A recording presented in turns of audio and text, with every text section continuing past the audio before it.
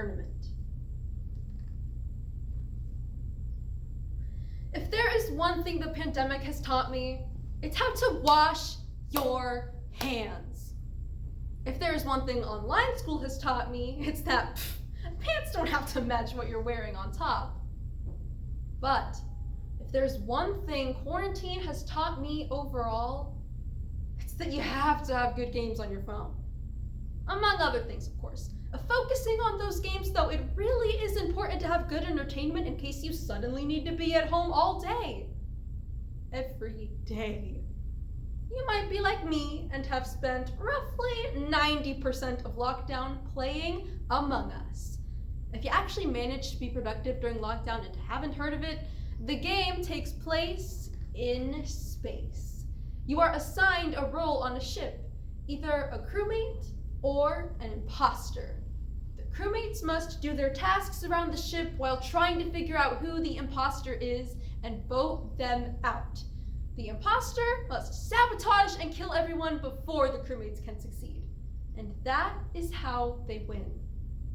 Hundreds of hours on this game eventually led to the realization that the concept is applicable to real life. Like the game, we subconsciously find ways to sabotage not others, but ourselves, with our own thoughts of self-doubt. Unlike in the game, however, it is a fear of being accused and not an actual accusation. It can also be a fear of failure, or a fear of losing an image of perfection that exists only in our minds. Marketing CEO Amanda Abella estimated that 70% of all people experience these imposterous feelings, even on a daily basis. I'm one of those people, but I'm sure I'm not alone in that. Is it you too? Sorry, force of habit. The term is known as imposter syndrome, or imposter phenomenon. Today, we will take a look at our inner imposters by examining this phenomenon, do our tasks by seeing how the phenomenon can affect our lives, and finally, restore ourselves as crewmates and win the game by learning how to vote out our inner imposter. First, let me make it known that imposter syndrome is not a mental disorder, nor is it an official diagnosis, hence why it is referred to as a phenomenon. Its exact cause is still in question, but it is nonetheless a real experience. The name was first coined in the 1970s by clinical psychologists Drs. Pauline Clance and Suzanne Imes. They had initially identified this syndrome in high-achieving women as described in their book, The Imposter Phenomenon. However, subsequent research concluded that the phenomenon could occur in anyone, regardless of gender or ethnic background. A team of doctors further stated in their own 2019 dissertation that fundamentally, imposter syndrome describes individuals who, despite objective successes, fail to internalize their accomplishments and have persistent self-doubt and fear of being exposed as a fraud. Now, I will say this once and only once. This syndrome is not to be confused with actually being a fraud. If you're lying about your taxes, there's nothing I can do to help you. But maybe you've once felt or often feel like you have to know everything, or you have to get it right on the first try, or you simply cannot ask for help under any circumstances if you're struggling. Maybe after accomplishing something, you brush it off by saying, it was no big deal, or, oh, I just got lucky. Maybe you think to yourself at one point or another, I don't deserve to be here. Dr. Valerie Young, expert on imposter syndrome, noticed these specific patterns and talks about them in her own book, The Secret Thoughts of Successful Women. She asserted that when we are around people whom we consider different than ourselves, our confidence deteriorates, and thus comes the fear of never being good enough, and those subsequent feelings of inadequacy. Take the example of Ian Birdseed. In elementary school, Ian was the type of kid that went after leadership positions or leads in the school play. The type of kid who would raise his hand with enthusiasm to answer questions.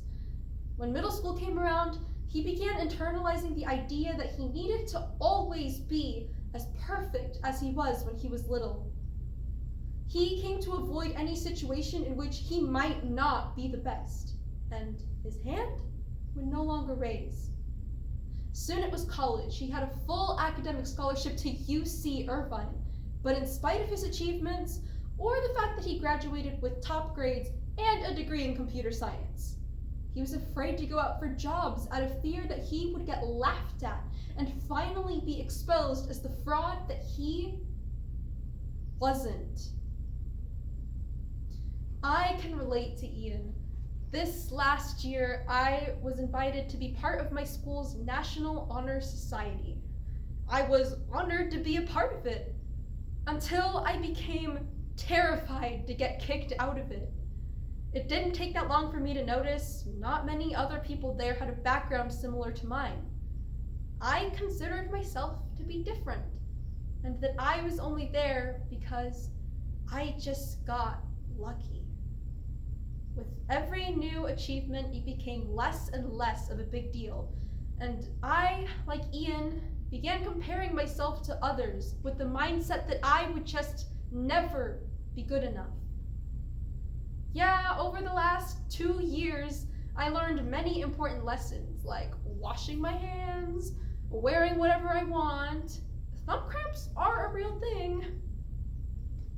But once I started all of this research, I learned just how many people think and feel the same things that I think and feel every single day. 7 out of 10 people.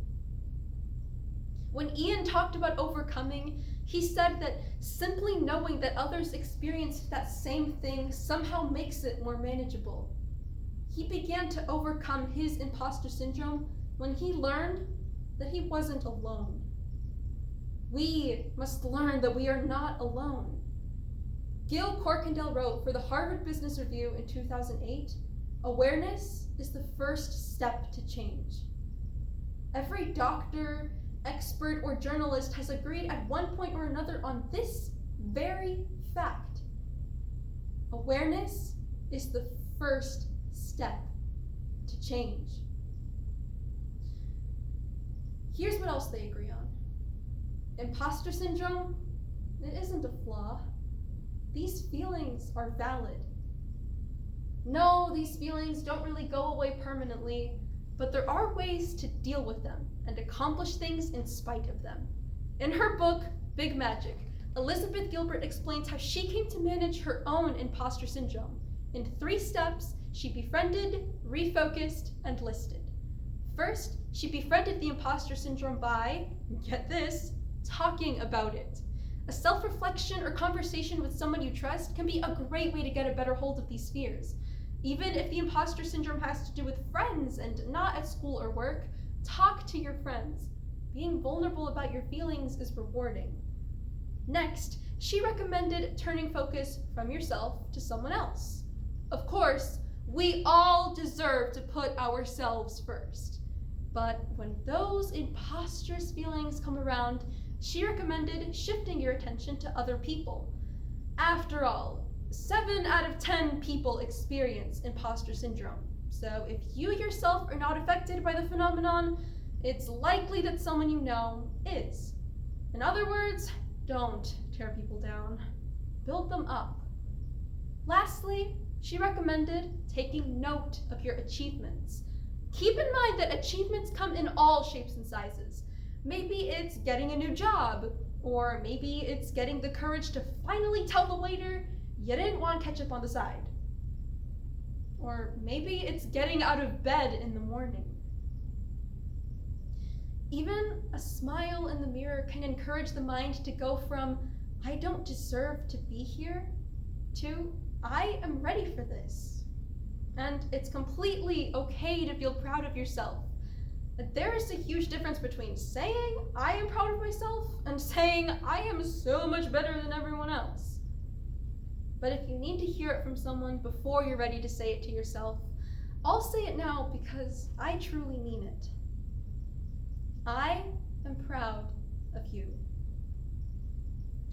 Failure is just as inevitable as me sneaking a couple rounds of Among Us when I should be studying for my next calculus quiz. But now I know to be the kind of player that does my tasks and takes a loss like a good sport. I will no longer be that one crewmate that accuses everyone else, and I will no longer be the kind of person that accuses myself. I am ready for this. Let's be ready for this together.